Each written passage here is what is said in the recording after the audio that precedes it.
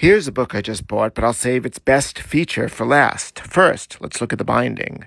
It's got the feeling, the vibe of an 1820s German immigrant binder in London in this splendid red Morocco. Now let's look at the title on the spine, Cromwelliana. It's nicely off-center. It kind of reminds me of that scene in American Psycho where he talks about the business cards and he says, raised lettering, pale nimbus. Nice. Inside, we find a beautifully printed half-title page where it also says Cromwelliana. I mean, just look at that typography. But now get ready, because this is the best part. It's an extra illustrated large paper copy.